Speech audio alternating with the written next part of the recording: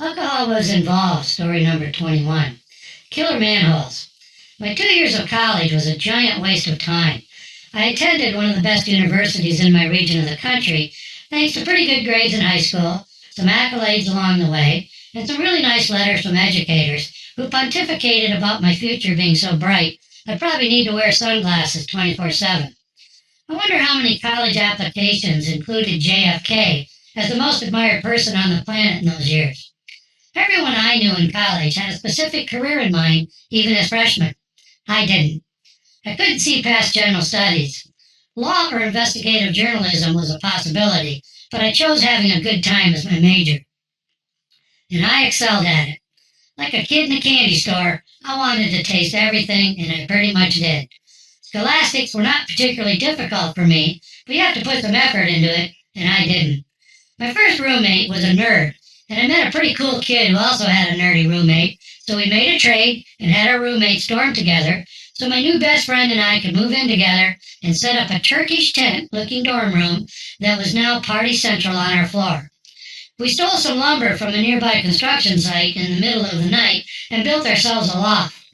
Under the loft beds, we furnished a living room with a couch, my grandfather's lazy boy chair, a refrigerator, a large coffee table, and huge Turkish-type cloth that hung like the center of a tent roof above the loft. The back wall of the tent covered the opening to the desks.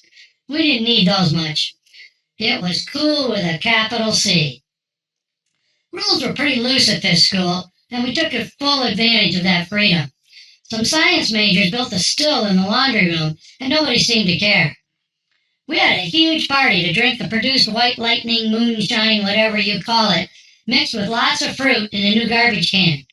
If you dropped a bowling ball from the sixth floor at about chest height onto the floor, pictures would fall off the walls on the second floor. Hilarious. A giant slingshot made with about 50 feet of doubled-over surgical tubing would launch water balloons a good 100 to 150 yards off the roof into the quad sidewalks between classes, splashing whoever happened to be unfortunate enough to be walking there. When that got old, some brilliant participant decided to fill a few balloons with paint, causing campus police to show up. Frisbee war in the hallways was always one of my favorites. I can throw a frisbee hard and accurate. Bouncing it off the floor or walls was one of my specialties. We always won. Our room was also the chess room for the dorm. One of my friends on the same floor and I were the two guys to beat. A chess game usually involved a bong and a beer. We were constantly being challenged by people we've never met. It was great fun. This was a boys' floor, but it was not unusual, particularly on the weekends, to run into a girl in the bathroom getting out of the shower or taking care of her business there. The girls' bathroom was on the girls' floor, so I guess overnight guests just used the boys' facilities. I thought that was pretty cool. I met a very interesting girl that turned into kind of a thing for most of my freshman year. Her father was the head of the university psychology department. She had dated the older Bob Seger in high school and is the Jody in the song Jody Girl, the last song on side 2 of the Silver Bullet album. I had heard that Bob spent 10 years playing whatever he could, including free concerts in local mall parking lots, before he got a record deal. Ironically, when my dad moved into his new house, we discovered that Chris Campbell was his neighbor. Funny picturing my dad sitting out on his back patio, smoking his pipe with Bob Seger's bass player. Jody was very French, as she didn't shave her legs or armpits. That took some getting used to. I felt like I was dating royalty, even if Bob Seger had been there first. She had a classy way about her, a smile to go with sparkly eyes, and a very sexy walk that my dorm mates always noticed. We attended a lot of frat parties together, as she had a large circle of friends and was very popular, but not pretentious about it. I was always happy to tag along. We invented a drink at a party and called it the Maynard. It was one shot of Southern Comfort we called SoCo, one shot of apricot brandy, and then you finished the glass with half pineapple juice and half orange juice. Girls loved it. Guys loved ordering it for them. It kind of snuck up on you. My cool roommate was the son of a family that owned a chain of tire stores. I'm not sure he was interested in the tire business, as he was a genius in mathematics, which was his major. I rarely saw him open a book except the night before a big exam. I saw him do homework with a beer in one hand and a joint in the ashtray.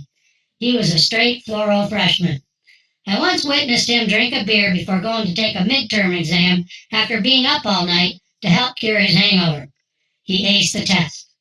For fun, we would always find ways to sneak into the most prestigious and outlandish study lounges and areas on campus usually reserved for law and medical students and do our homework there like we belonged.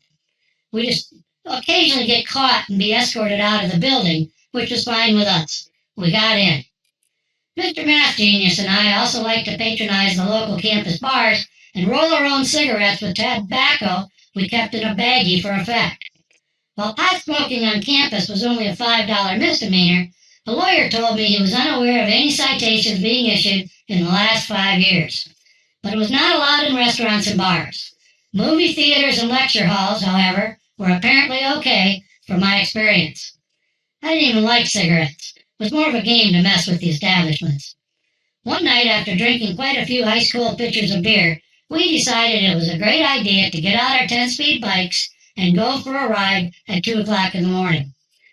Being a little competitive, okay, very competitive, we were racing each other up and down hills on roads that were usually very crowded with cars, but empty of traffic at this hour. We often were riding next to each other at high speeds in the middle of the road. We were laughing and having a good time when all of a sudden he disappeared from my side. Gone. I looked back and he was face down on the pavement, but with only the back tire of his bike was visible. I rode back to find him bloodied up and laughing. Someone had taken the manhole cover off and he hit the steel-framed manhole and drove his front tire straight into it, stopping him instantly and slamming his face into the pavement. This was before helmets became a good idea. He lived. Alcohol was involved.